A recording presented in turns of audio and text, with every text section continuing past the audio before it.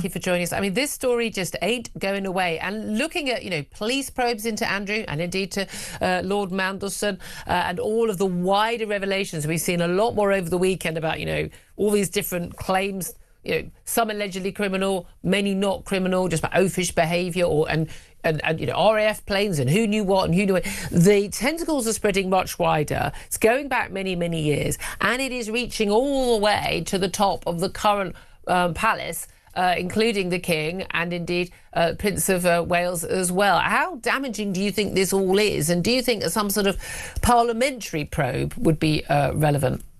Well, first of all, yes, it is damaging. There's no point saying it's not damaging because it clearly is damaging. It overshadows things that the royal family do. I mean, you've just got to look at some of the public outings that they do, their normal job, if you like, and there's people calling all sorts of things about what did you know about Andrew.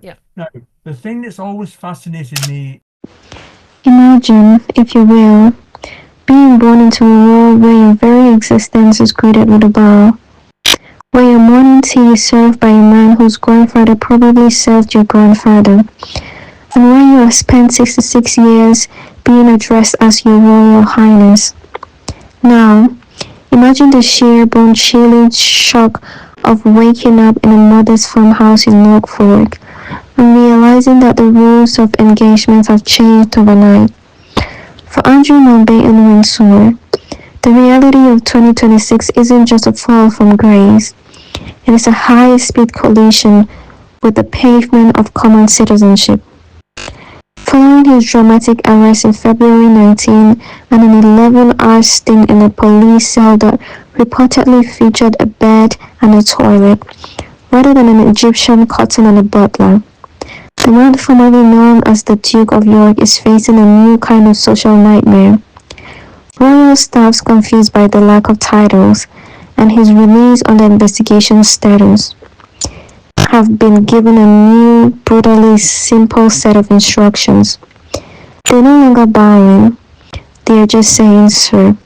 It is a linguistic demotion that has reportedly left Andrew in a state of absolute disbelief. Quick favor, if you are loving this, hit that subscribe button. Over 92% of viewers haven't yet. It is free, takes a second, and means the world to us. Thank you if you just did. Now, back to the show. Or any of the allegations about corruption in public places from Andrew, allegedly. He had the allegations of sexual impropriety, which again, he denies fully. He then gets called into a room where his mother is sitting, his brother is sitting, and his nephew is sitting. And they say to him, "We've had all these allegations, Andrew. What do you know about them?" Now, did he explain fully that, yes, I did, it's, I'm sorry about this, but, I think this is the way things are? Or did he, as he more likely said, none of this is true, it's all a load of lies, and they're just trying to besmirch me and everything else, hence the money was paid. Why the money was paid in the first place, I still don't know. But that is a question that needs to be answered. Now let's dive into the sheer awkwardness of the current royal household. When you have been a prince and a duke for your entire life, the loss of those titles isn't just a legal change, it is an identity crisis. According to reports from The Sun and the Daily Record, royal servants were left scratching their heads this week. How do you address a man who was once a royal highness, but is now effectively a private citizen under investigation for misconduct in public office? The instructions from the palace were clear. Call him sir. Now, to you and me, sir sounds respectful enough, but in the world of the monarchy, it is a devastating downgrade. It is the verbal equivalent of being moved from the VIP section to the car park. One source claimed that Andrew was in shock over the change. He is used to the intricate dance of royal protocol, and to be addressed with the same title you would give a secondary school teacher or police officer, ironically enough, is a bitter pill to swallow. It is the final nail in the coffin of a royal identity. A linguistic guillotine that has severed his last connection to the Highness lifestyle. And you and your guest earlier on, I think it was Benjamin, was saying things like, we need an inquiry as to who knew what, when they knew it, and how they knew it. And that inquiry has to come after the investigation into... probe.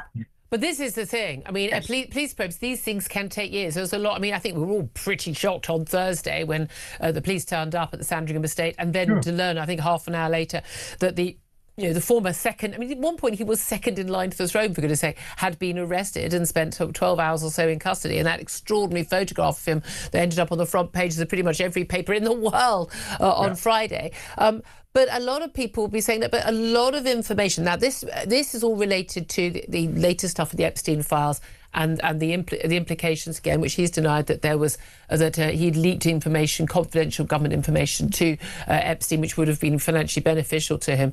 But all the allegations. This protocol sheet follows the spectacular collapse of Andrew's living arrangements.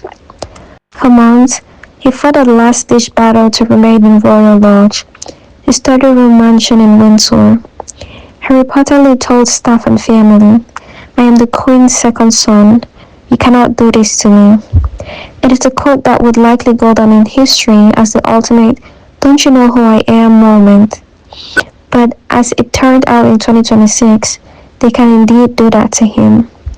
King Charles III has been firm. The law must take its course, and that course led Andrew directly out of the 30-room luxury of Windsor and into the bogey exile of Sandringham. The contrast is staggering. A royal lodge, Andrew had an army of servants, valets, chefs, butlers, housemaids, and cleaners. When he used his formal apartment at Buckingham Palace, he had even more. Now, he's staying at Wood Farm, a temporary stopgap, while his permanent home at Marsh Farm is renovated. The army has been replaced by a skeleton staff that hasn't even been fully recruited yet. At senior level. So they're huge questions to ask for them going back 20 plus years, more 25 years. Completely. And just to finish off with, because my goodness, I mean, this is really, really interesting to hear almost firm evidence that there has been some sort of cover up here. Of course, this is all alleged at this point. Well, but it is alleged. And I'm just saying it to you as somebody, hopefully, who has a degree of common sense, but a degree of knowledge as an investigator. That's all I'm saying. It shouldn't be for me to call these things out. It should have been called out by people far more senior than I and knowledgeable. But unfortunately, at my age, if I don't speak out now because there's been so much silence, I feel yet again the victims will be let out. Now we're talking about victims. They're going to go. My old man worked for the Queen Mother. Wait until you hear the details of his new household at Marsh Farm. The man who once had a valet to lay out his trousers and a butler to announce his dinner is being downgraded to just 2 staff members. A personal chef and a valet come all round dog's buddy. And here is the kicker. They haven't even found people willing to take the jobs yet. Imagine being the all-round dog's buddy for a man who reportedly once bullied staff and had specific instructions on how to arrange his collection of teddy bears. It is a climb down of epic proportions. Marsh Farm, while a lovely red brick farmhouse, is being described as a shoebox compared to the grandeur he is used to. It has 5 bedrooms and 2 reception rooms, which for most of us is a dream home, but for Andrew, it's practically a studio apartment. He has gone from a mansion where he could go days without seeing the same servant twice, to a farmhouse where he will be face to face with the same 2 people every single day, and they will both be calling him sir. Let's go to London now and catch up with Sky News contributor, News Corp correspondent as well for Europe, Sophie Ellsworth. Good to talk to you, Sophie. We've got to get the lowdown on former Prince Andrew. Where's he at the moment? I believe a lot of the locals are pretty cranky at him. They are indeed, Chris. Look, I've just spent 3 or 4 days at Sandringham, where it was really a circus around there. There were security guards, there were police officers, there was a huge amount of media contingency after former Prince's arrest last week.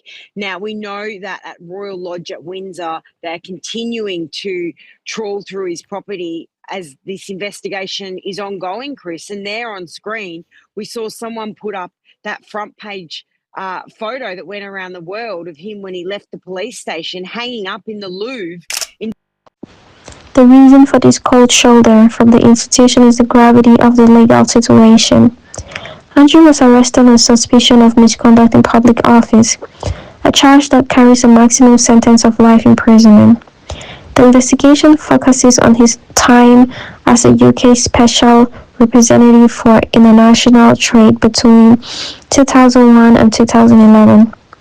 Specifically, police are looking into allegations that he shared confidential trade reports and sensitive government information with Jeffrey Epstein. When the king says the law must take its course, he is signaling that the crown would not provide a royal sheath for Andrew. By instructing staff to call him sir, the palace is effectively treating him as an ordinary citizen who happens to be the king's brother. It is a tactical distancing. If Andrew were to be charged, the king doesn't want the headlines to read Prince Andrew charged. He wants them to read Andrew Mountbatten Windsor charged. The Sir is a legal and PR firewall designed to protect the monarchy from the fallout of the Epstein files. To see whether this goes in, further down the track, and will he be charged with any offences? Now, I must stress he has always denied any wrongdoing in terms of his friendship with Jeffrey Epstein. But Chris, this is not looking good. And just in reports today in the London Sun, the word is that he's telling his few staff, he's only got a couple now, to address him as Sir still. And Wow. he's sitting there. As the police search of Royal Lodge continues, new and disgusting allegations are surfacing. The BBC recently reported that Andrew allegedly charged taxpayers for massages during his time as a trade envoy. One former civil servant claimed they tried to block the payment but were overruled by senior officials. There are also claims of excessive travel costs and extravagant expenses that make his current broke life at Marsh Farm look like a form of cosmic justice. Andrew has vehemently denied all of this, rejecting allegations that he made any personal gains from his role. But the bovine lack of remorse mentioned by royal authors is starting to make sense. When you see him grumbling about his horses and his packing, while the staff are being told to strip away his royal dignity. He is a man who still thinks he is the Queen's second son in a world that only sees him as a suspect. The Sir instructions isn't just about politeness, it is about reminding him that the taxpayer is no longer picking up the tab for His Highness lifestyle. Out the front of it for days. There's not an awful lot to do there. He's literally in the middle of a rural estate with not much around.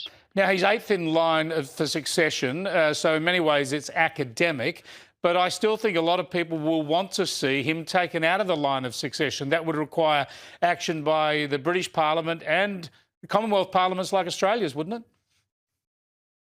it? And it isn't just the UK staff who are changing how they view the former prince. In the last 48 hours, the Prime Ministers of both Australia and New Zealand have come out in support of removing Andrew from the royal line of succession. Anthony Albanese and Christopher Luxon have both stated that no one is above the law.